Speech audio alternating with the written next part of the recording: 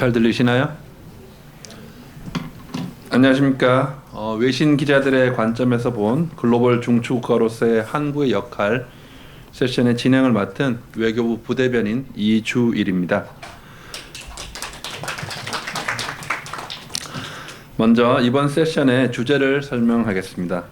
러시아 우크라이나 전쟁, 미중 전략 경쟁, 글로벌 공급망 교란 등 복합 위기가 심화되는 가운데 한국은 한반도와 동북아 문제를 넘어서 국제 무대에서 리더십을 확대하고 주요 협력 분야에서 선도적 역할을 수행하는 글로벌 중추국가를 지향하고 있습니다. 한국은 범세계적 문제에 대한 해법 제시, 기후변화 대응 외교 강화, 선진국형 국제개발협력 추진 등을 목표로 하고 있습니다. 이번 세션에서는 한국의 국력에 걸맞는 글로벌 중추국가로서의 역할에 대해 한국 정부의 시각을 넘어서 외신 기자분들의 관점을 듣고 이에 대해 토론해 보고자 합니다. 발표를 듣기 전에 먼저 이번 세션에 참여하는 발표자들을 간단히 소개하겠습니다. 먼저 토마스 마르스카는 UPI 아시아 특파원으로 5년째 근무하면서 한반도와 주변 지역의 지정학, 문화, 안보 등 다양한 문제를 다루고 있습니다. USA Today 특파원을 역임했으며 NBC 뉴스, 애틀랜틱 타임, AP 프레스, 더 타임스 등 다수의 언론 매체에 기고했습니다. 현재 아리랑 TV Issues and Insiders의 패널로 정기 출연하고 있습니다. 다음은 나가오 가즈미 교도통신 서울 지국장입니다. 2003년 동경 외국어대를 졸업하고 교도통신에 입사하여 고베지국, 사가지국, 후쿠오카 지사 등에서 근무한 뒤 본사 사회부와 외신부에서 근무했습니다. 2014년부터 2018년까지 서울에서 특파원으로 근무하셨고 이후 본사와 후쿠오카 지사를 거쳐 2022년 다시 서울에서 지국장으로 근무를 시작하셨습니다.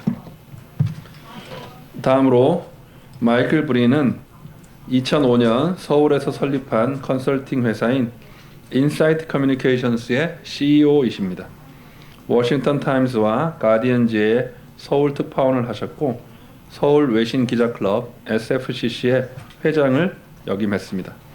현재 국내외 여러 매체의 칼럼니스트로 활동하고 있으며 The New Koreans 등 한국에 관련된 여러 권의 책을 집필했습니다.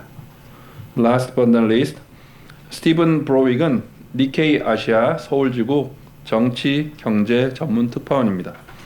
2023년 니케이 전속 기자로 근무하기 전에는 가디언, 월스트리트저널, 알자지라 등의 논평을 게재하기도 했으며 CBC, BBC, NPR 등의 해설자로 출연했습니다. 이제 각 패널들께서 발표를 해주실 텐데 발표는 포디움에 나오셔서 해주시겠습니다.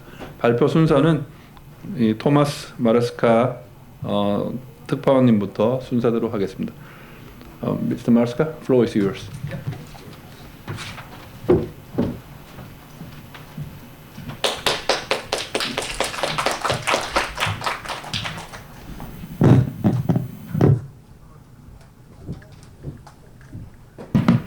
Try to keep an eye on the time over here. Wait a second. Okay. Thank you very much. I would like to thank the Foreign Ministry for inviting me to this event. It's a great honor to be here on such a distinguished panel. So let me just get going. I thought I would just maybe speak briefly, sort of a quick top-line overview of how this global pivotal state policy has been driving foreign media coverage, and then maybe look more closely at a couple of areas that I think are interesting, forward-looking, things that I've come across in my reporting that I would like to focus on more in the future. And I think that kind of demonstrates some interesting areas that I could see South Korea moving into as it expands its presence on the global stage.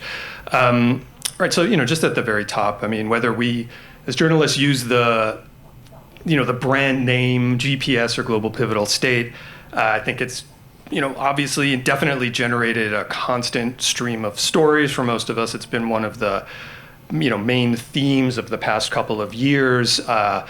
Just President, Yoon's diplomatic outreach, the closening ties with the U.S. and Japan and the growing trilateral relationship among those three have been really major stories, and certainly as they relate to how the world has changed in the past couple of years, the geopolitical realignment, formed by the Russian invasion of the Ukraine. So South Korea has found itself more and more in the center of a lot of international coverage, and that's not just based on the what's happening on the peninsula. And I think it also, especially as some for coverage of it, it's something that there's a clarity to it, as a policy issue that I think is maybe the most definable part of this administration to me. This emphasis on sort of Korea standing for something, a values-based diplomacy and an aspirational, drive towards fitting in the world in a different way, rather than maybe sliding back into more of the traditional middle power balancing between, great powers, pragmatic diplomatic approach. And so, South Korea has come out to stand for things like democracy, human rights, freedom, and that's been clear in word and deed, and the sorts of things that we've been covering. And it's led, I think, as well to a kind of this outwardness has led to seeing South Korea moving into new horizons. We've seen just from expanding its, weapons sales program to space program, and to speaking out on issues like North Korean human rights. I mean, this is not unique to this administration, but it's you can make a contrast to, say, the past administration about emphasizing issues like that, and even sort of pushing a little bit against China in terms of, something like an issue about the rights of, North Korean refugees or defectors within China. So, those are some of the developments on the sort of higher end that we've seen, I think, from this, under this administration and through this policy. And then I thought I would just look more closely at a couple of areas that, I've come across in reporting that I find interesting, and I find sort of unique ways that South Korea is positioned to maybe move forward, and even in ways that, some of, I think, the bigger picture foreign policy agenda, you can see it swinging in a different direction depending on which party is in power. But I think some of these issues, some of these things I want to touch on are things where I can see South Korea just continuing to grow and continuing to sort of define itself a little bit more in the world. And one of those is just as Mr. Lee mentioned briefly in his introduction, the growth of ODA, global, participating more in global public goods, and this year the budget for ODA went up by 43%. Some of that I think is related to the Ukraine humanitarian crisis, but it's also obviously reflects an emphasis that this administration has had, and as well as participating in regions that have not, South Korea has not had always the strongest position in, Pacific Islands, for example. We have a Korea-Africa summit coming up. One story that I thought was interesting was related to South Korea's response to the COVID-19 pandemic, and this effort to really push itself forward on the public health global stage, become a vaccine hub and share its own best practices for dealing with the pandemic. And a result of that was South Korea in 2022 became the global hub for the WHO's global biomanufacturing training hub, where students, basically manufacturers, public health professionals, academics, government folks from the developing world came and are still coming to learn how to make vaccines, store them, ship them, package them. And I thought it really represented this very unique position that South Korea has as being able to bridge this divide between the so-called developing and developed worlds, and it's not the first time I've heard this, but South Korea has definitely, the people involved in this program made the point as well of, South Korea is this unique country that is, I believe, still the only one that has gone from a recipient of international aid to a donor. And I think that's the kind of thing that, is just a unique position that South Korea has, and an ability to share that experience with other developing countries is, really invaluable, I think. And, there's also something about, it's also a powerful narrative that South Korea is able to tell about itself. But I think, it relates, I think countries that it deals with can see it, and it's a plausible sort of thing to say, oh, we can learn something from this country that has made this kind of leap. And, at the same time, it's also, I think, dealing with South Korea doesn't come with the same kind of baggage sometimes that maybe working with the US or China involves. So that's another sort of interesting, I think, position for South Korea to sort of find itself in. And, along with that, we've seen South Korea expanding its regional scope and then moving into areas, as I mentioned, that, it hasn't had as strong a presence in the past, like this Korea-Africa summit. The UAE president is here right now, and I was just in the UAE and Kuwait. I just got back a couple of days ago, and some of that was a personal trip, but I was also working on some stories there, and this was something that was incredibly interesting to me. I was looking into the extraordinary rise of K-wave and the popularity of K-dramas and K-pop in that region, and it's exploded, and most people have said it's really within the last couple of years, kind of related to the pandemic and being stuck at home and watching K-dramas on Netflix. But it's also led to this, increasing demand to learn the Korean language, and that's what I was looking at. These are some photos of a class, the first one at Kuwait University for Korean language, and it was, incredibly popular, incredibly in demand, and it sort of feels like another step beyond just the passive enjoyment of Korean content or, maybe getting into Korean food. I mean, it's something that almost drives this sense of identification and, wanting to belong to this Korean culture. And, talking to the students, like why they got into Korean dramas, there was a sort of a sense of values that they attached to it. They were telling me it sort of, they liked that the romances were not overtly sort of fast-moving or like sexualized. It would take 10 episodes for the characters to hold hands. There was a sense of family importance, a sense of, just even the importance of meals and food. And these were things that they related to in that region. And, sort of in contrast to the stuff that was coming from the West that they saw. So, this made them want to learn the language. And this was part of the King Sejong Institute program. And now there are 248 centers in 85 countries. And so I feel like this is such a unique and big opportunity as it relates to the positioning of the global pivotal state and just, Korea's maybe soft power, where, you have these students that they want to study here. It's not just watch shows, they want to come here. A lot of them said they want to study here. And, again, they sort of identify with Korea in a way that you can't manufacture that. I mean, there's something that's very genuine and organic about that. And so I think from that, maybe let me just jump into what, I think some of the challenges, just to follow up on the Korean language growth, I was looking it up. It's become the 6th most popular language studied on Duolingo of the past year, which, I think is extraordinary as, compared to maybe 10 or 15 years ago. And there's something from the MLA in the US. I mean, foreign language study is declining across the board, but Korean is the only one that's growing and this is by 38.4%. And just, the only other two that grew were Biblical Hebrew and American Sign Language. So I thought that was kind of an interesting side note. And then maybe just the sort of challenges that lie ahead. I mean, on the one hand, a huge one is demographic decline.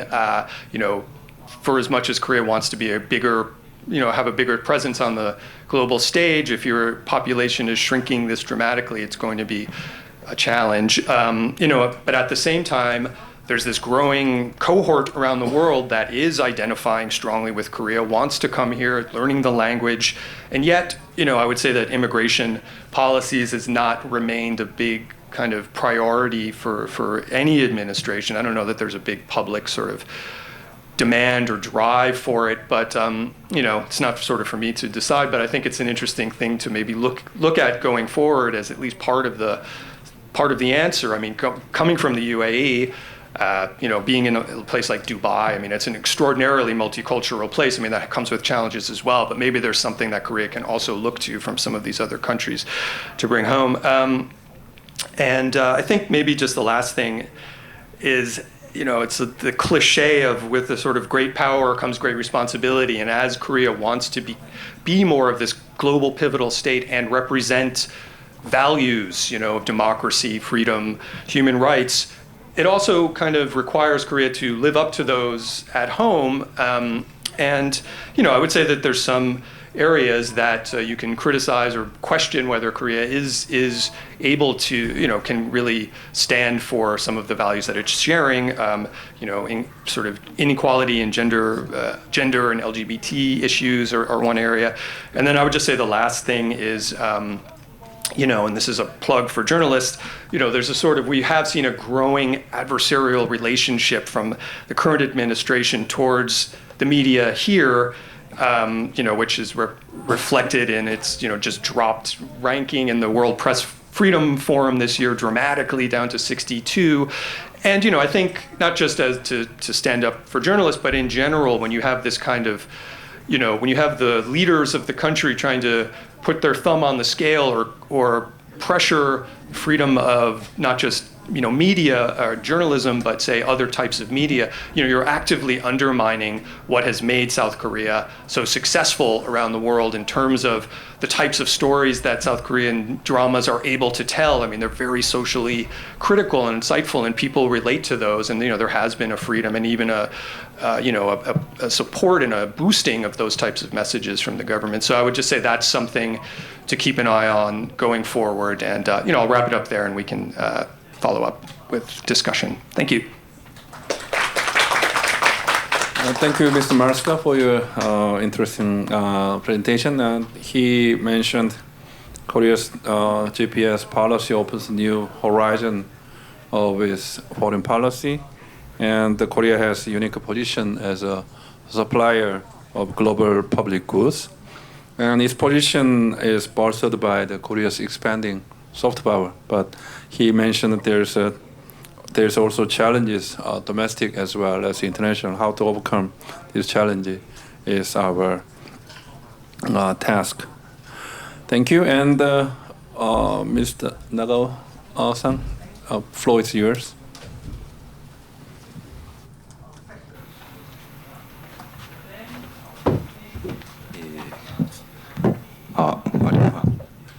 안녕하세요. 저는 일본 교도통신 서울 지국의 지국장을 맡고 있는 나가오 가즈흠이라고 합니다.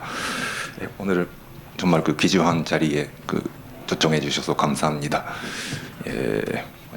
훌륭한 경력을 가지신 선배 기자들 앞에서 떨립니다만 제가 기자로서 이번 한국 외교에 대해서 말씀드리겠습니다. 간략하게 자기소개라고 말씀드리면 저는 2014년부터 18년까지 첫 번째 서울 근무를 했고 한번 일본에 돌아갔다가 2022년에 1년 반 정도 전에 다시 서울 두 번째 근무하게 됐습니다. 정권별로 보면은 박근혜 정부, 문재인 정부 그리고 이번에 윤석열 정부의 외교를 지켜보게 됐습니다.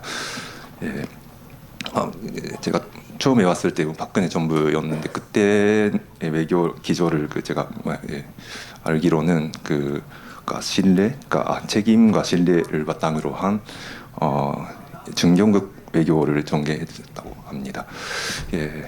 한일 관계 저희가 일본 매체라서 아무래도 한일 관계에 관심 많은데 한일 관계에 있어서는 인상 깊게 있는 게 위안부 문제 계속 현안이었던 위안부 문제 해결을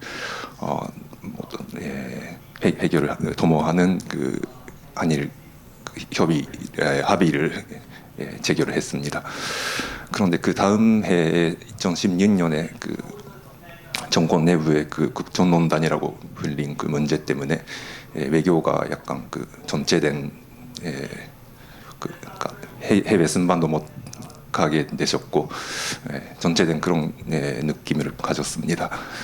그 다음에 그 문재인 정부가 시작되면서 문재인 정부는 다 여러분 아시다시피 한미 동맹, 한미 건조를 또한 한반도 평화를 도모하는 평화를 이끌어 가려는 외교를 했습니다.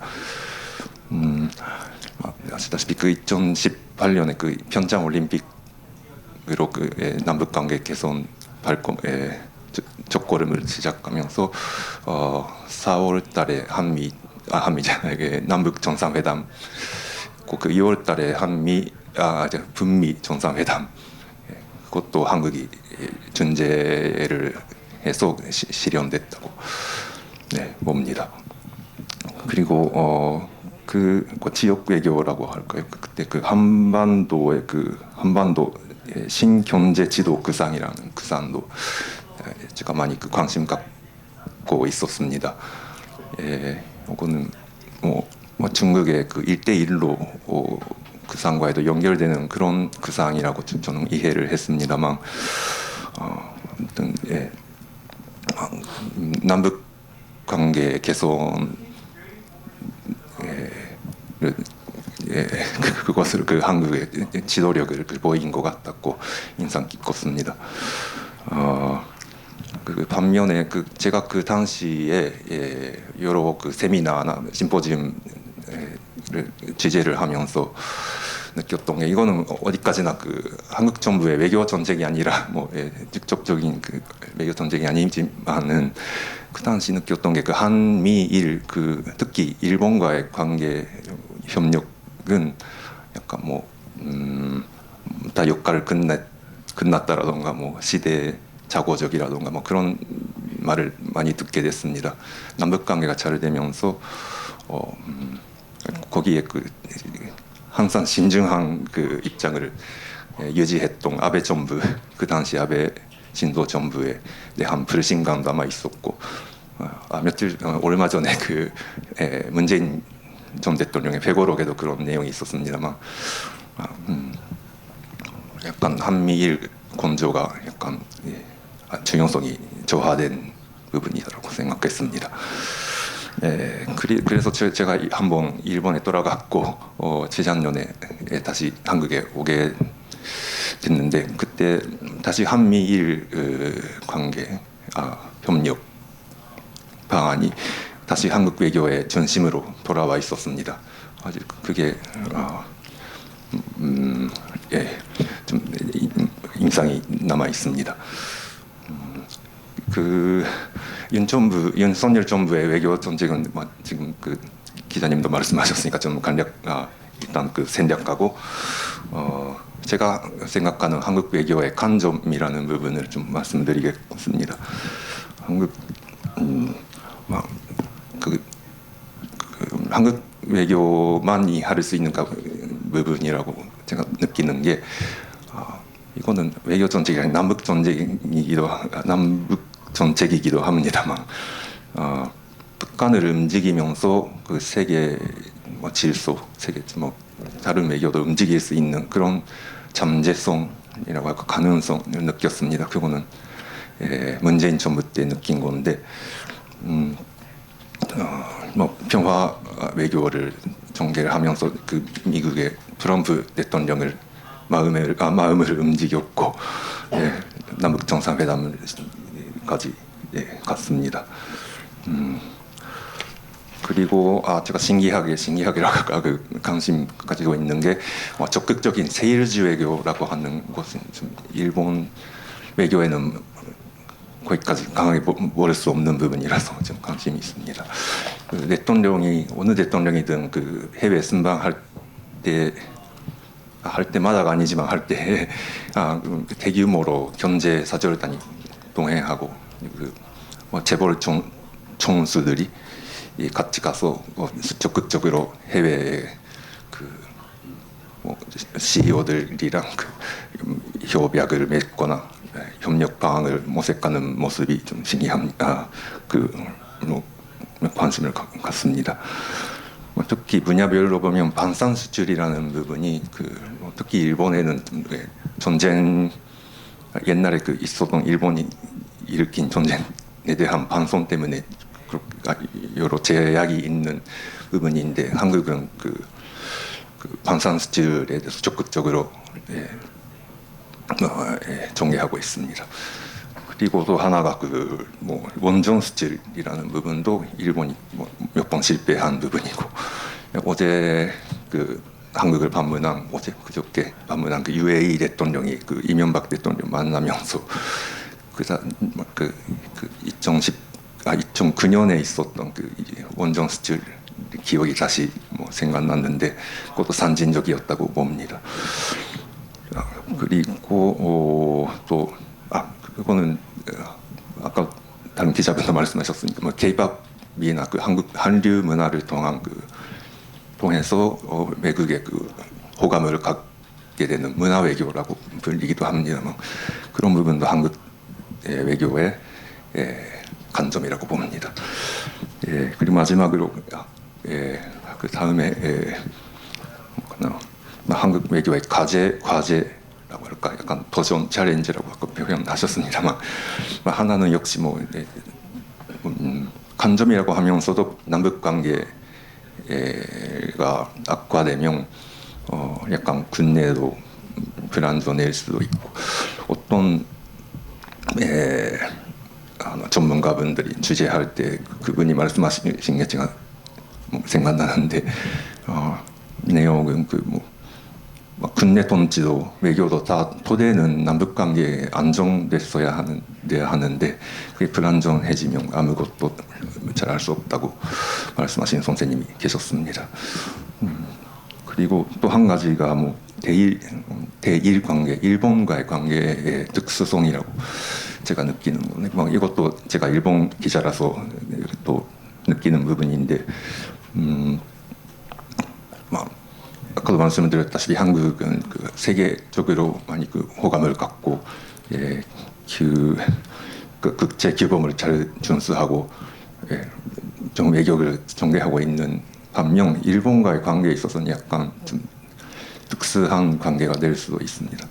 그거는 외교 정책이라기보다는 국내 여론, 일본이 제공한 역사 문제이기가 원인이기도 합니다만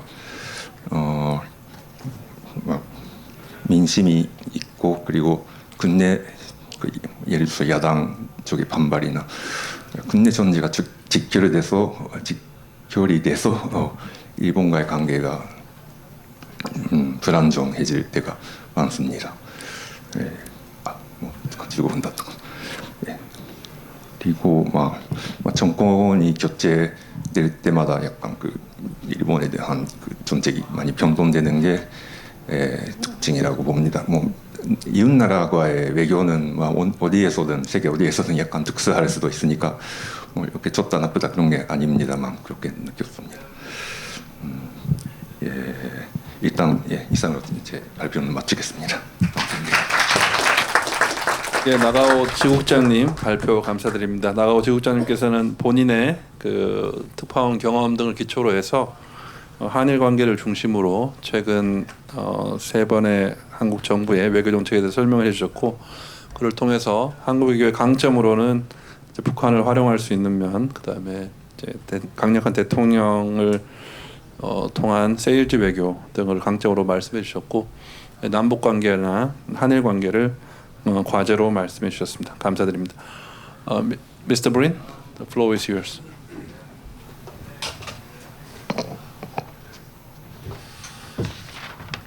So my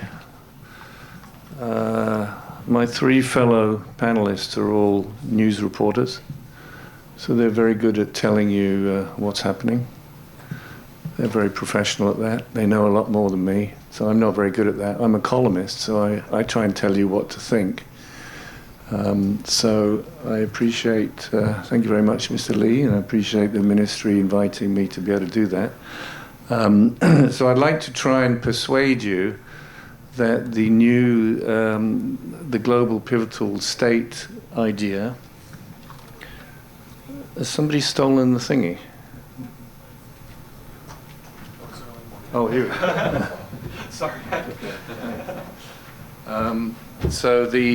I'd like to try and persuade you this is good and timely and necessary, almost inevitable, making a few simple points. The first one, though, which Koreans will know, but I hope you find it interesting, because I think when you explain your country to foreigners, you need to bear this in mind.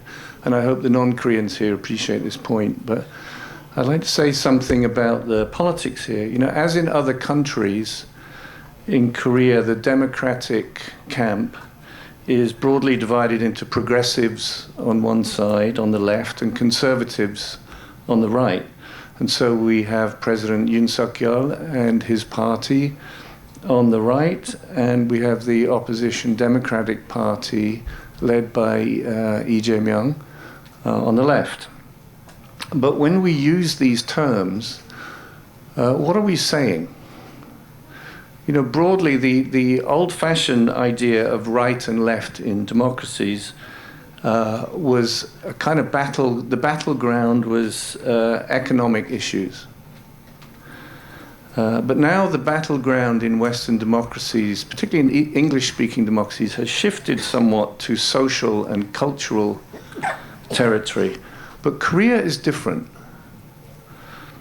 So the people who delivered Korea's industrial growth, for example, which was revolutionary, they believed in strong state control, very, very socialist in that sense. But we call them rightists.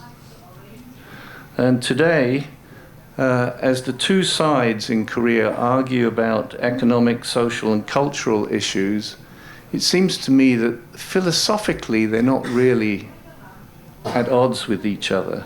The tendency is to do what they think is best for the economy and the country, and or failing that, look and see what the other side is doing and then do the opposite, you know.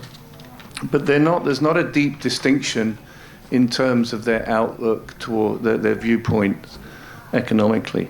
So what I'm trying to say here is that President Yoon is not a conservative, and his opponents are not progressive in the sense that these words are understood internationally, outside of Korea. What separates left and right in this country and is what makes one side right, one side left, is the issue of North Korea and reunification. Both sides are committed to reunification, and both sides are anti-communist or opposed to communism. Their disagreement is over two things. One is the vision of the state, the unified state that they imagine, and the second is how to get there. There's a fundamental split there.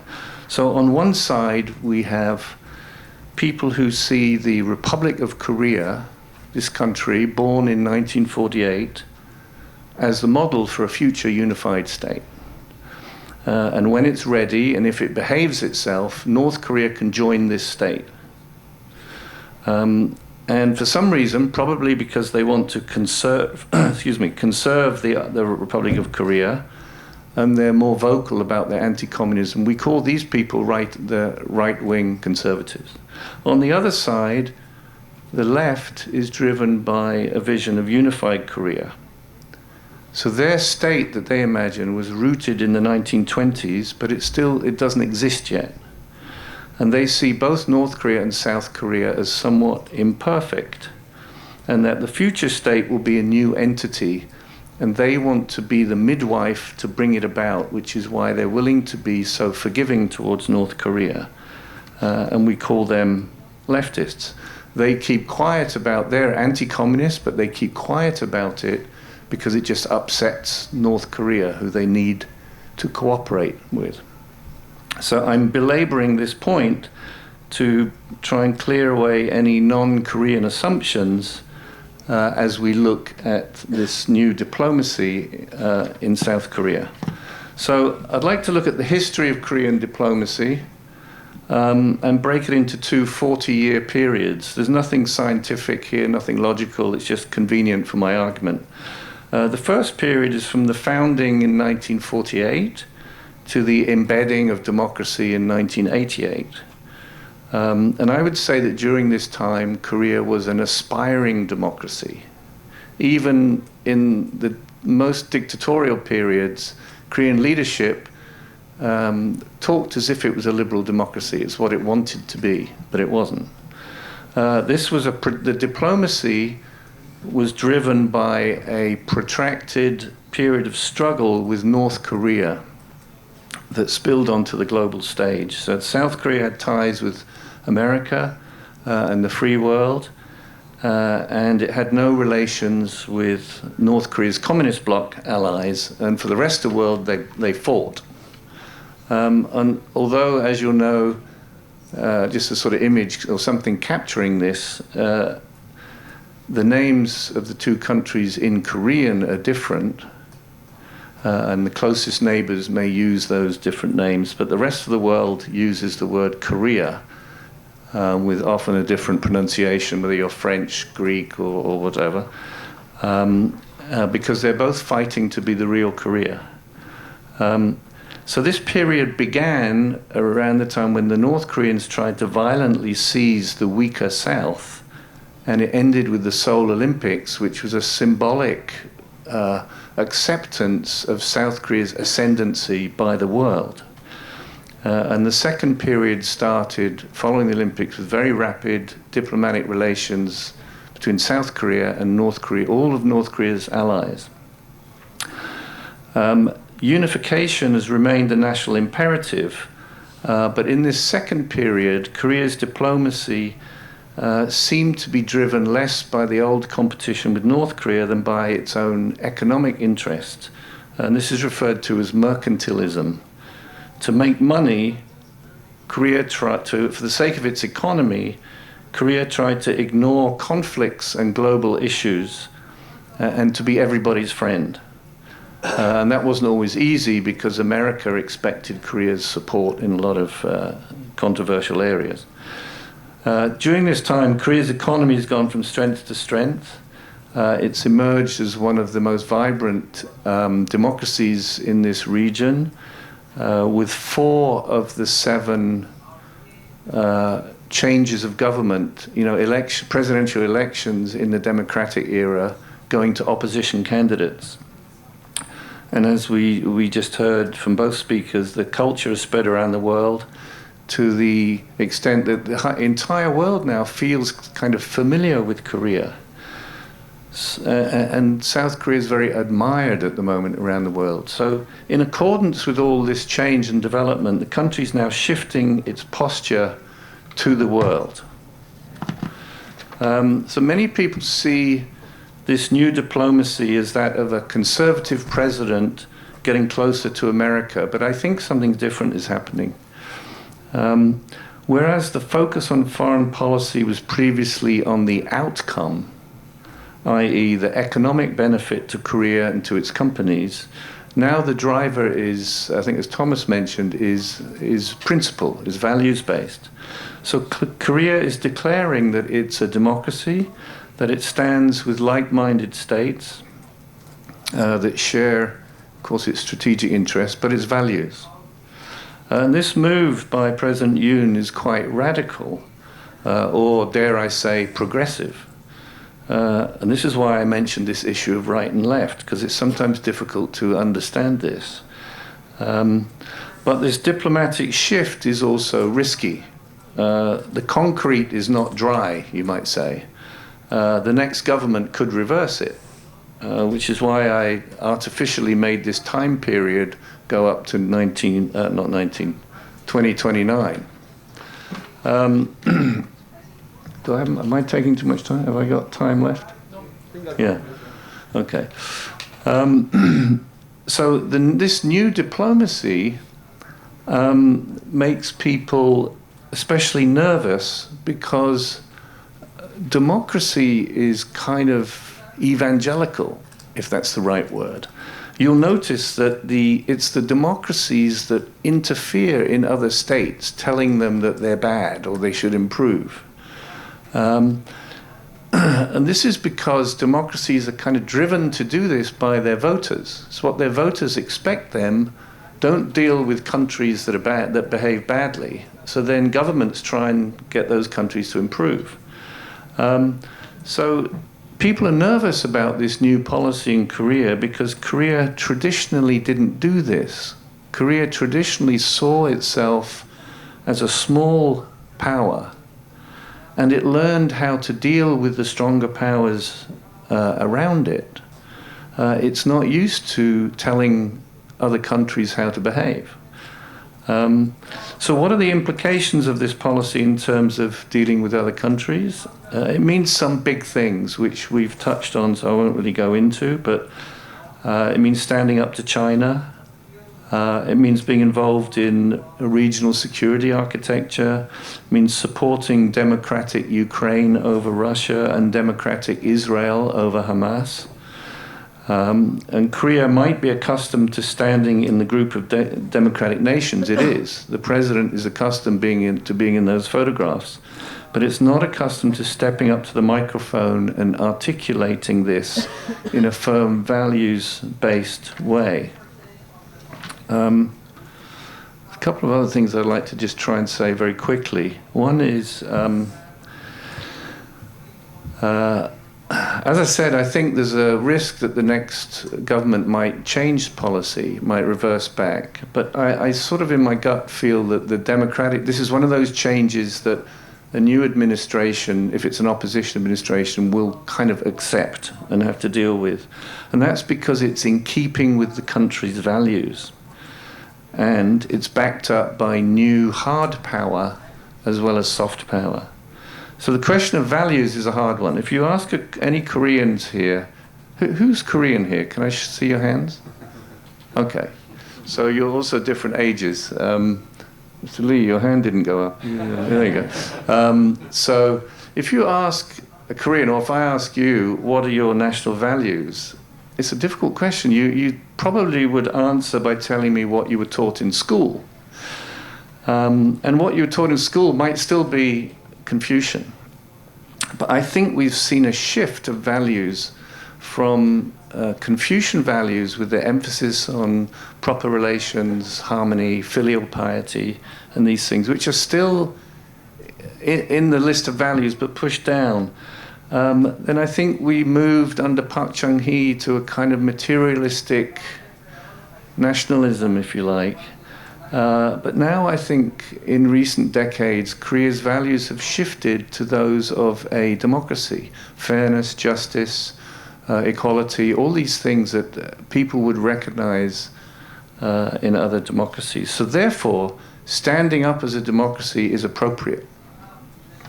Second,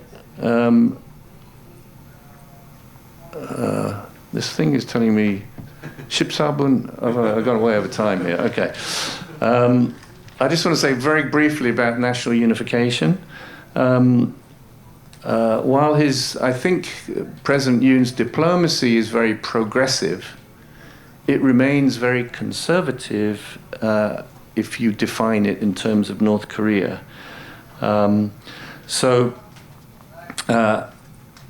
Actually, I'll tell you what, I'm not going to talk about unification. I'll leave it there because I'm taking too much time. But anyway, thank you very much. Thank you, Mr. Brin, for your presentation. Mr. Brin showed us Korea's new identity as a global people's state. And it is quite interesting that he mentions there's in every democracy there are progressives and conservatives, but the criteria is different in Korea. So the Korea's criteria for between progressive and conservatives is view toward North Korea and reunification. And he also showed us the change of Korea's foreign policy in 40 years span. 1988 is a watershed year from struggle with North Korea to international friends of everybody.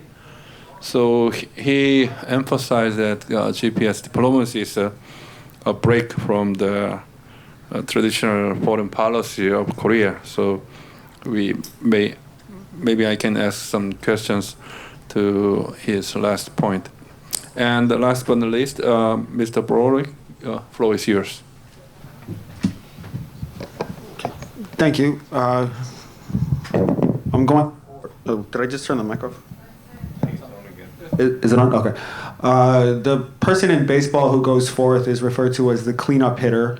I'm not sure how perfect of an analogy that is here, but because I'm going fourth and we've already kind of established the basics, I think I'm going to take a slightly different approach, and I'm going to try to focus my remarks on a few kind of specific things. So, sorry. So first, I thought we just, contrary to what I just said, let's just start by defining our terms, not because I don't think that everybody in the room knows what this means, but just because when I had to prepare this, I wanted to look at the definition of the word pivotal and try to just kind of drill down on what this really means as it pertains to Korea. And so Collins' dictionary describes it as a pivotal role, point, or figure is something that is very important and affects the success of that thing. And so the word, in a lot of what I'm going to say here, the word that I want to hone in on is success. And because I think there's a kind of tension as to when Korea talks about being a global pivotal state and affecting the success of other things, does that mean success as it pertains to some international matter? Or does it refer more narrowly to South Korea's national interest? Because I think that, you know, the primary role of any country's foreign policy is to pursue that country's national interest. But at the same time, there are governments like the Union administration and others who profess a kind of fealty to a rules-based international order, to values, to things that may not be strictly in line with their national interest, but they pursue them because they believe that it's a right, or they believe that there's some kind of bigger picture values at work. So in my remarks, I'm not going to go over the kind of basics of the Korea's foreign policy or history because my illustrious preceding panelists have already done a very nice job of that. I'm just going to tell a few stories, and in each of them I'm going to refer to stories that I've done, not because I think my stories are the greatest thing out there, but just because they're fresh in my mind and they're kind of easy for me to talk about. So I recently did this story about K-defense. And so we've all heard of K-pop, we've all heard of K-dramas. Here is the latest high-tech, shiny export from this country that is setting the world ablaze, hopefully not literally. South Korea became, I think that it was the 11th largest arms exporter in the world, and the Yoon administration set the goal of becoming the number 4. In the preceding years, South Korea has signed some really landmark deals with Poland, and a lot of this revolves around the Ukraine war. But South Korea has this interesting law whereby South Korean weapons manufacturers are not permitted to export ammunition to war zones because of the South Korea's history of war and a number of other things. And so I thought this gets at a kind of tension in South Korean foreign policy in that Ukraine is really struggling in this war against Russia, and one of the pivotal things is, you know, we talk about war as being this really high-tech thing, but a real kind of pivotal matter in the Ukraine war is good old-fashioned ammunition. It's bullets. Neither side really has the manufacturing capacity to keep their soldiers properly equipped on the front lines. And South Korea has this very advanced manufacturing capacity where they can produce a lot of this stuff really quickly. And they therefore could play a very pivotal role in the success of the Ukraine war.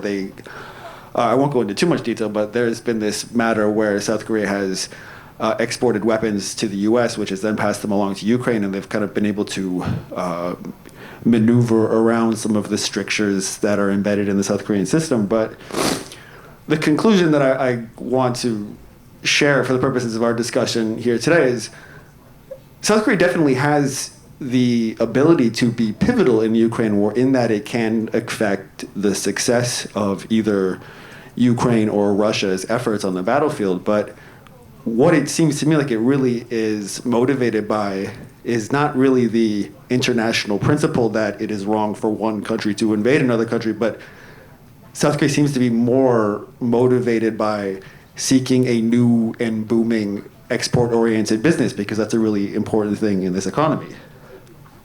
So you do just have to wonder, what really are the motivations? And as the Yoon administration talks about wanting to be pivotal, is the Yoon administration willing to do something that might not be in its national interests, but is in the service of something like wanting to help a particular country win a war? So moving on along that similar theme,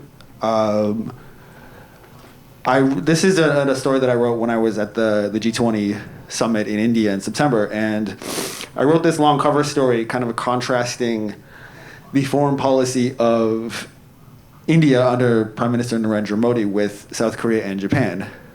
Because during the Ukraine war, India has increased its trade with Russia quite drastically, and it has sort of bristled at the notion that just because Russia is carrying out this war, that it should not pursue its own national interest and expand trade with India. It's argued that this is beneficial for India. India needs this as economic development. India and Russia have a very long and productive economic relationship. And so I thought that this was a real interesting kind of contrast. And I mentioned that Japan and South Korea are old rivals who've had frosty ties. But in recent months, these East Asian democracies have held a series of summits and have agreed to deepen cooperation on trade and security. And that Yoon himself is a former prosecutor who has a reputation for strict adherence to rules and principles. And he has said that these countries' common values of democracy and their reliance on global trade make them natural partners. And so the interesting thing here is Yoon has done all this talking about wanting to, my Japanese colleague laid out in a lot of detail the historical tensions between those two countries. But I've talked about this with Michael Breen before.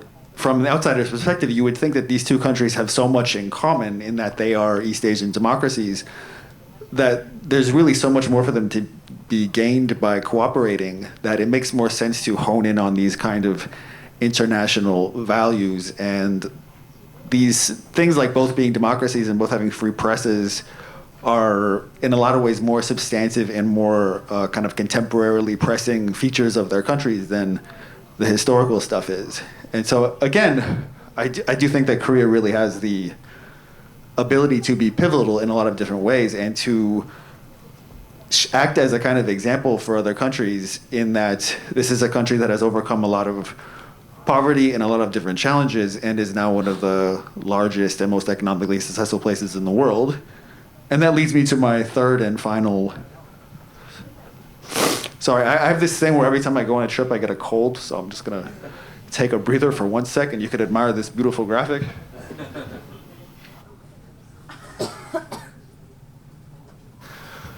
So in this one, I would like to tell a story about a lady named Jung Soon-ja who I met on a pre-dawn bus in April. And so I wrote this article as a kind of preview to the legislative elections that were held in South Korea in April. And I was interested in this bus because this bus is located in Nowon district in the northern part of Seoul, a kind of working class or lower income part of Seoul. And it goes just directly down the length of Seoul, and it goes to Gangnam. And so these buses leave Nowon district very early in the morning at like 3:50 in the morning, and they're taken by a lot of older folks who work jobs as either security guards like Youngbi Ajashi, or as Mihowan, like young older ladies who clean office spaces or homes.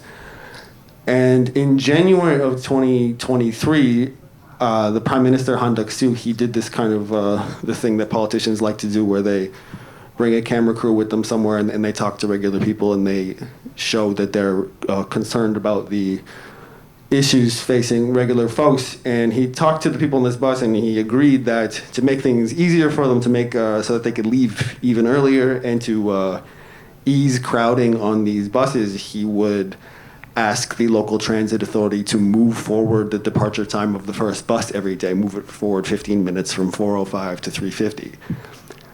And when I wrote this article, I was thinking about how in the lead up to the April legislative elections, there was a lot of talk in the media and by the political parties about what in Korean is called minseng, sort of basic issues of daily livelihood, prices and wages. And South Korea still, for all of its wealth and for all of its development, it still has a very serious problem with elderly poverty. And when I look at the Yoon administration, when I look at both political parties, really, I don't see a huge commitment from politicians to address the kind of issues faced by people like Ms. Jung, the people who ride this bus. If you look at South Korea's GDP as it pertains to social welfare, this country still spends a quite low percentage of its overall GDP on social welfare methods, things like healthcare and pensions and all the rest. So going back to our original premise as to South Korea being a pivotal state, I think if South Korea really wants to be pivotal and really wants to be an example for the rest of the world, it ought to make some part of that vision addressing these kind of blind spots at home, because the rest of the world could really look to that as an instructive example.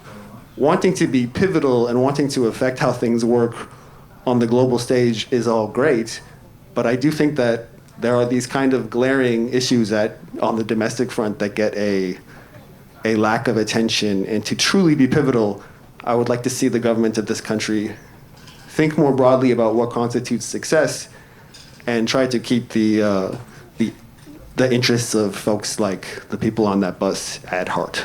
So I'll stop there and I'll leave time for question and answer. Thank you.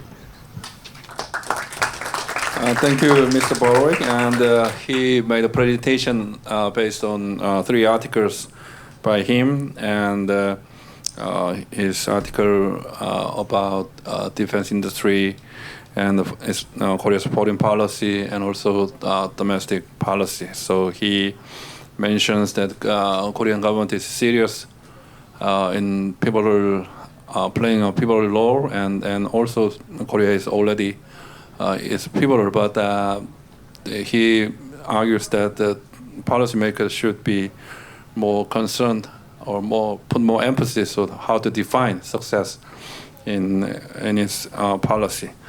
So I want to ask each panelist one question based on his presentation, and then if time allows, I'll open the floor to the public.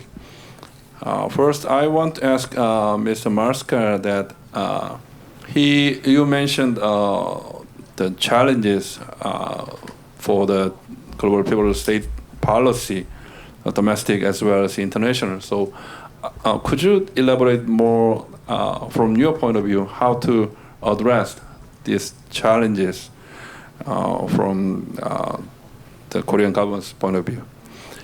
나가오상께는 제가 질문을 드리고 싶은 것은 일본 언론인이시니까 일본 언론이나 일본 국민들이 그 한국의 글로벌 중추국가 외교에 대해서 어떻게 평가하고 있다고 생각하시는지, 그리고 이 한국의 글로벌 중추국가 외교가 그 한일 관계와는 어떤 연관이 있을지 그거에 대해서 좀 답을 해주시면 감사하겠습니다. To Mr. Brin, you mentioned the global GPS diplomacy and the Korean government's policy toward North Korea. So I just want to ask you a question. How do you think we can, the Korean government harmonize its GPS diplomacy and its policy toward North Korea? And my last question to Mr. Borwick is that you emphasized the Korean policymakers need to think about more about how to define success in its foreign policy as well as domestic policy.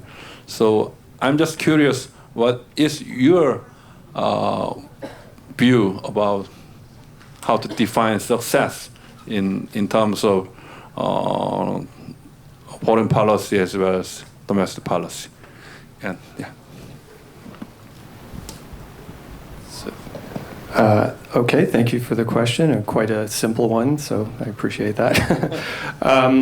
Yeah, I think both the other panelists sort of touched on points that I would echo in some ways, and things I maybe was hinting at a bit. I liked what Michael said about the cement hasn't dried yet. I think, some of the problems that are coming up, it's hard to say how they're going to play out. I mean, as far as the global pivotal state approach goes, I mean, there's a lot yet to see. I mean, South Korea is still in this very, as much as it's sort of planted its flag on the side of the U.S. and the liberal democratic order, there's still obviously China and Russia to contend with, and South Korea still is in this position of having to hedge a bit. So you can foresee maybe, if push comes to shove more in the Ukraine, how far is South Korea willing to go, and what will be the consequences of that. So I think that's just to say that I believe there's a lot that is yet to know what's going to happen. But I also like the idea of building strength at home as part of the solution to sort of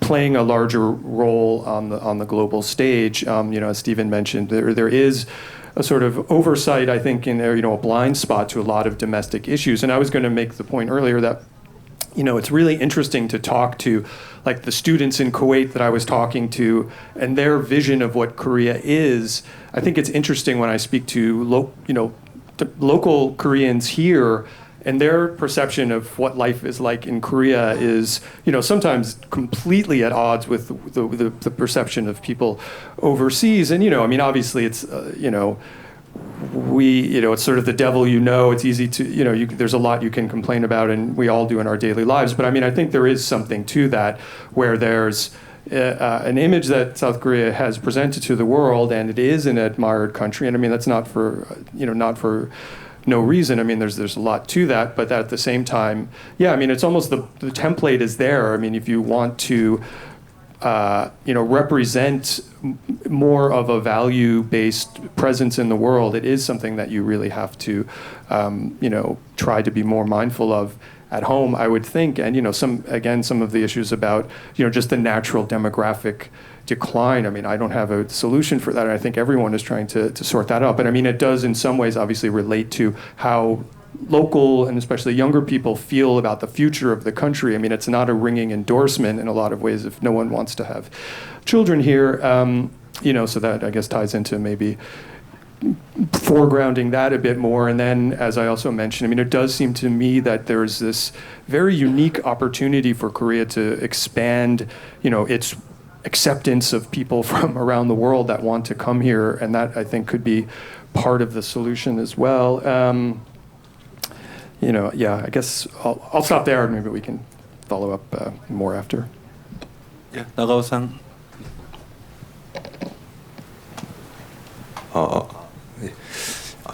감사합니다. 일본 언론이나 국민이 어떻게 평가하고 있는지에 대해서인데, 글로벌 중추국가 그 자체보다는 윤 정부가 그런 외교 정책을 실현하기 위해 첫걸음으로 일본과의 관계 개선에 나섰다는 부분에 국민들이 많은 관심을 갖고 있었습니다. 전까지는 노제팬이라고 해서 일본에 가지 말자 그런 운동도 있었던 시기를 아는 국민들은 일본 사람들 자연스럽게 게이 문화를 즐기고 있었는데, 반대로 한국 젊은 세대가 자연스럽게 일본에 오거나 일본 문화를 즐기는 모습을 보면서 기쁘게 생각하는 것 같고, 저도 어디까지나 일본 여론을 대표할 수는 없습니다만 그런 부분에 관심이 집중했습니다.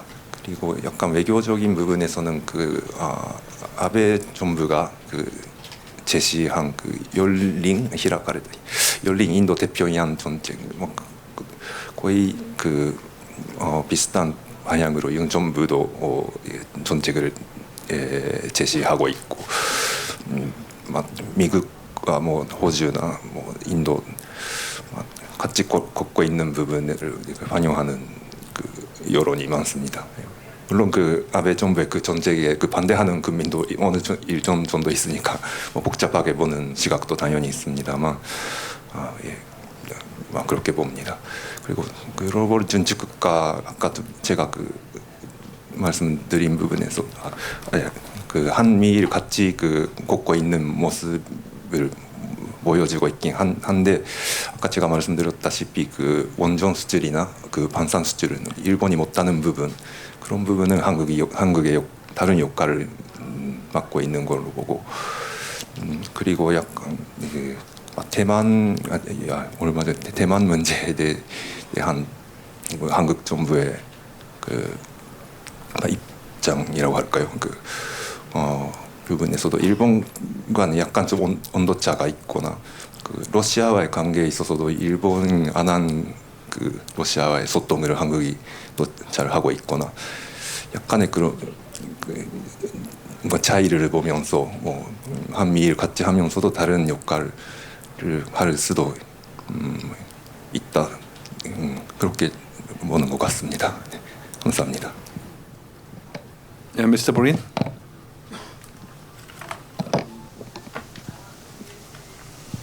Hello. Well, your question was very simple to say, but very difficult to answer. So it's like, hey, Mr. Foreigner, what should we do about? How do we unify with North Korea?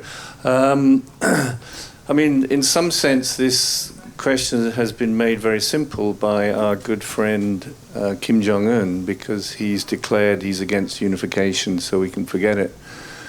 It's very odd, but I get a feeling in this country that nobody quite knows how to interpret yet what he said.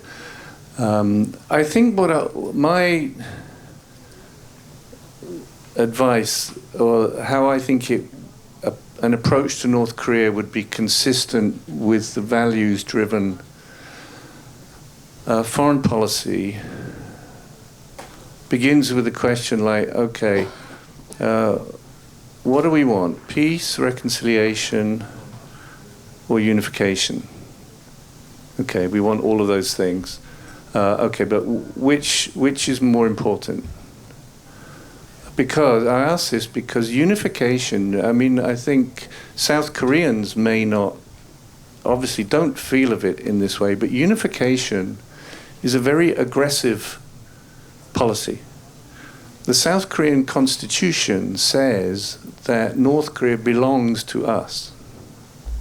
So you people up there, you are our citizens. You belong to us. And the North Koreans have the same thing. Actually, both sides are committed, even the North Koreans have committed to a peaceful process, but the unification itself remains a very aggressive thing. So there is a great fear that if we focus on peace and reconciliation and put unification second, that we're betraying a sacred mission of the nation to reunify. But at this stage, it's probably what has to be done, I would say. The reunification of Korea, it's been very apparent here to Koreans ever since the two Germanys reunited 35 years ago, that a rapid hupsutongil type of process between the two Koreas, even if there was a war and the North was defeated, is not desirable. So even in a difficult situation, the preferred method is to let North Korea develop to a point where the unification can be smoother. So why not recognize or try to, for the two countries to accept and recognize one another, drop unification as the stated goal, leave it to a future generation to decide, or future leaders in the two countries to decide, and focus on peace and reconciliation. That's very difficult. It's very difficult for a law-based democracy to live side by side with a tyrannical dictatorship, so there's going to be problems. But I would say that sort of approach would be. This is the thing about foreign policy. It's not all for what do we do to get the best outcome. It's what do we do that is consistent with our values. So I hope that sounds sufficiently vague and unclear and walking around the problem, because I really don't know what the answer is. Okay, thank you. Thank you, Mr. Boroway. This okay. Well, I think he saved the most difficult question for last. I was asked how I would define success in terms of domestic and foreign policy, and I would just start by saying that if I had a good answer to that question, I would not be a journalist. I would be something much more important than that. But I will just say, so I'll just define that kind of narrowly, and I would say that the role of a successful country is to deliver things like stability and high living standards. And so I would say that it's amazing that South Korea has developed these world-beating industries in things like semiconductors and batteries. And South Korea has achieved really impressive things like very high education levels. I'm the father of a young child, and I think it's brilliant that South Korea has universal free daycare. I think that's wonderful, and I don't think the South Korean government gets enough credit for that. But the fact that there are still so many folks like the lady that I met on the bus who are in their, she's 65 and she's still getting up at 3:30 in the morning every day and going to what is a quite physically demanding job and earning a low wage. The fact that there's still, because of the shortcomings in the pension system and because of the high cost of living and because of what's happened to property prices in this country, not only are there so many people like her, there are people in my age group and in the age group of, I think, some of our audience members who don't feel like they can confidently start a family. They don't feel like they can have children because maybe they don't feel like they can afford it, or they wouldn't be able to give that child the kind of living standard that they would want. So the fact that those problems still exist shows that while this country has been very successful in a number of ways, there are still ways that where it has fallen short. And to answer the extremely difficult question that our moderator gave me, I would say the simple answer is that the task of the state is to provide stability and high living standards. But what I was trying to communicate in my presentation was just that being a global pivotal state can be a means towards that, and to be really pivotal and to be really admired, I think, on the global stage, there are those kind of blind spots at home that the government could address. And like my previous panelist, I hope that also sounds as though I'm kind of dancing around a very difficult problem. Thank you. 예, 감사합니다. 이제 한 15분 정도 남았는데 한두 분 정도 그 청중 중에 질문을 받을 수 있을 것 같은데요. 질문 있으신 분은 손을 들어 표해 주시고 그 질문을 짧게 해 주시고 이름과 소속을 밝혀 주시면 감사하겠습니다. 예, 저기 남은 분. 예. 야, 이러실까요? Thank you for your wonderful presentation. And my name is Soo from South Korea, and I'm currently studying international relations in Beijing University in China. And I also came here for from Ministry of Foreign Affairs of Korea as a supporters. And I would like to ask Mr. Breen. Yeah. So my question is, you're an expert in this kind of area. So, sorry. So we, including Korean leadership, want Korea to hold pivotal role in the world, but actually Korean diplomatic strategies tend to lean to one side for my think, especially ROK, US, Japan, trilateral cooperation, and so on. So my question is, you are an expert in this kind of area. So do you think the diplomatic strategies of Korea is only formed by Korean administration, or is there any other factors? For example, foreign journalism, because you're an expert and foreign journalist. So do you think is there any other like factors leading these kind of strategies? Yeah, thank you.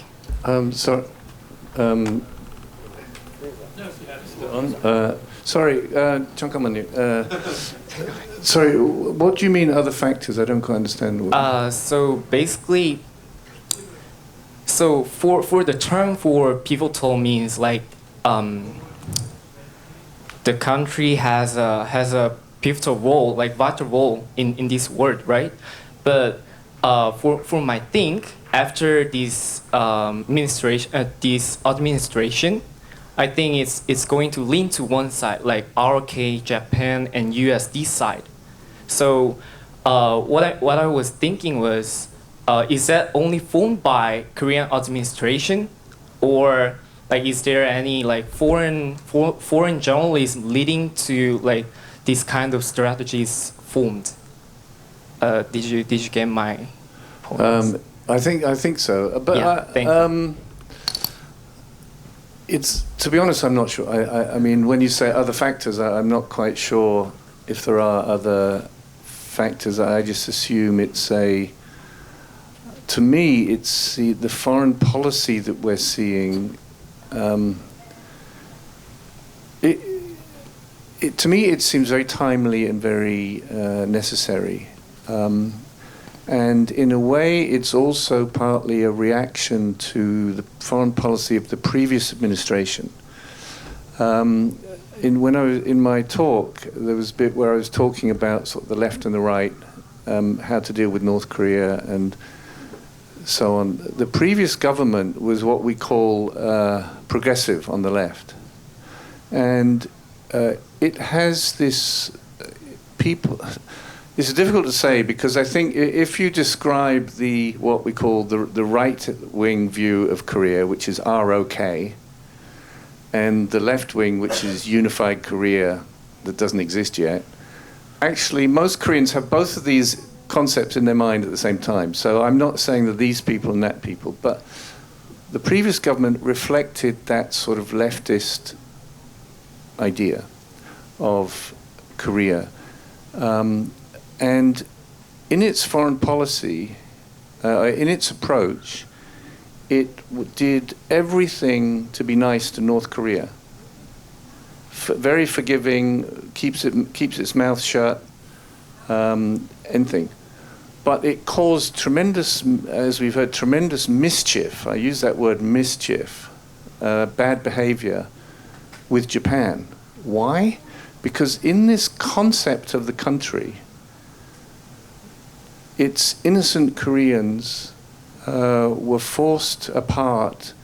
They were helpless and weak, forced apart, and they're going to come together again. But this all happened because of evil Japan. So a foreign policy with people who think like that towards Japan cannot avoid misbehaving. You know, as we heard, for example, under Park Geun-hye, there was an agreement on the comfort women issue. Then the new government came in and completely ripped it up. Why? Most comfort women have accepted this deal. A handful didn't, and they ripped it up. See, they're causing... So I think the new policy is a bit of a reaction to that because it seems that this kind of treatment, this behavior towards a neighbor and a fellow democracy with shared values and an international trading partner that about something that happened 100 years ago is not good foreign policy. So I think that that's a factor. I think it might look like, oh, Korea, if you're saying, it's interesting what you say, because if you're saying Korea seems to be leaning towards Japan and the US and not balancing, that's exactly what I think is happening. It's instead of trying to be everybody's friend. Why? In order to make money. Hey, China, we really like you. Oh, UAE, we like Saudis, we love you. Israel, we love you too. Just to make money. Korea is taking a more values-driven approach. We are a democracy. You, Mr. Democracy, you're my friend. You, Mr. Not Democracy, well, I'll do business with you, but you're not my best friend. So I think there's something appropriate and fitting and timely about that. That's how I see it. Yeah, thank you. Because I heard a lot of insight towards to North Korea. Because I was appointed by President Yoon as a member of the Unification Advisory Council. It's a Korean constitution. Yeah, and I was just thinking about the unification, this word and this term. But you said like we have to focus on reconciliation and the peace. So it was very helpful for me. Thank you. 예, 혹시 한 분 정도 더 질문하실 분 있으신가요? Yeah, the gentleman over there.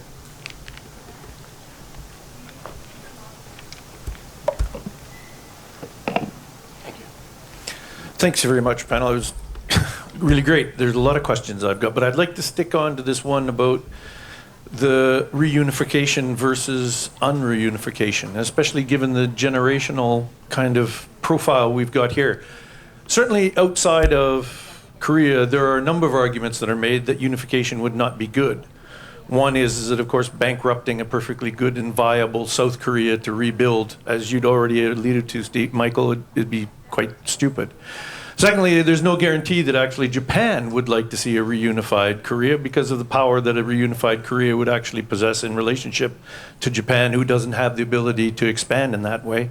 And thirdly, whether or not China would like to see a reunified Korea as well, given on its doorstep having a South Korean modeled unified Korea is not exactly an advantageous position for them to have either. So do you see actually any serious conversation within politics in South Korea that is making a moral, economic, and even a strategic argument along any of these lines, along what you had recommended, that it's time to kind of abandon the blackmail of the other generational ideas of the morality and get on with the reality of how do you build South Korea as South Korea is for the future? Do you see any hint of that, any of you, in the kind of political landscape of South Korean politics as it stands today? Thank you. Sir, could you identify your name and affiliation? Greg Kennedy, King's College London. Yeah, thank you. So, who wants to answer that tricky question?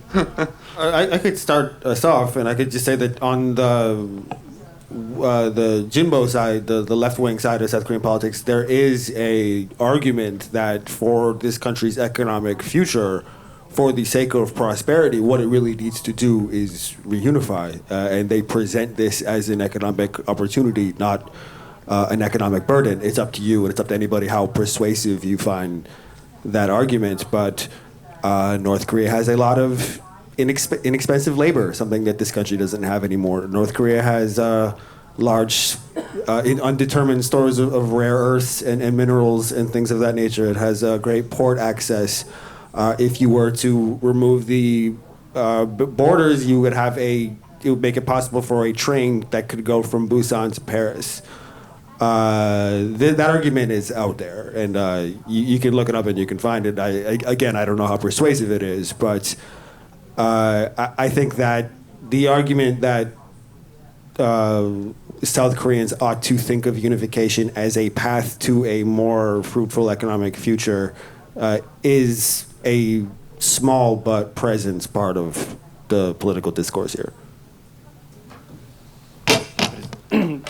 Jump in very quickly just to actually repeat something that I heard yesterday that I thought was an interesting point in a panel discussion about this topic. And Sumi Terry raised this idea where she really emphasized, I think she had also some of that emotional desire to see unification that a lot of people have. But from a really pragmatic standpoint, she was saying that South Korea and especially, Washington, but other regional partners as well, should really be making contingency plans for unification. She suggested, the idea of a hard landing, of something, collapse of the North Korean regime. causing that regime to fall. And so even if it's not something that you're actively pursuing for maybe some of the reasons you're talking about, it's something that you really portends as a possible future that maybe there's not a real practical plan in place for that involves other partners that would have to be involved and really sort of breaks it down. So I just thought that was an interesting kind of framing of the question. Anyway, I don't know that that's being pursued or discussed at high levels here, but I thought that was something that kind of sparked some thoughts in me. Can I have a go as well? I'd say, I'll try and be as brief as I can. On your point about Japan and China not liking it, when I first came here years ago, Koreans all felt that the reason the unification hadn't happened was because of foreign powers and foreign power interests. And I remember when the Berlin Wall fell, at the Foreign Press Club, we had the German ambassador, the West German ambassador, there for a press meeting. And one of the Korean reporters asked him, what does this mean for Korean unification? And he asked this in this he framed it like, do you think that Russia and UK and France allowed Germany to unify? Will foreign powers allow us to unify? And the German ambassador said something very interesting. It really struck me. He said, we Germans were divided because of our sin. He used the concept of sin. And when we had the opportunity recently to unify, we needed permission from those that we had offended, the Russians, British, French. And they gave it. But you Koreans were divided because of your innocence. So even if foreign powers don't like the idea, none can they might be sneaky, but none can take an explicit position against it. That's point number one. Point number two is, I think you're right that young Koreans, particularly, I don't know how the younger Koreans here feel, but in polls, it's like they don't care. But I think that's skin deep. I think they say that because throughout their life, we've become far more familiar with North Korea than we used to be. It used to be this mysterious, evil, bogey place. We know defectors, reporters have been there, stuff like that. We've seen their awful behavior. We had this last president was very sincere about trying to do something. He got humiliated. So the young people just think, what is the point? I'm not interested. But if something were to happen, I think they would all change, because I think this is a very, very deep thing with Koreans. This country existed it's roughly along its present borders since when was it? The 7th century or something. I mean, it's a very old country. And the division is very recent in historical terms. So it's a question of identity and narrative and story.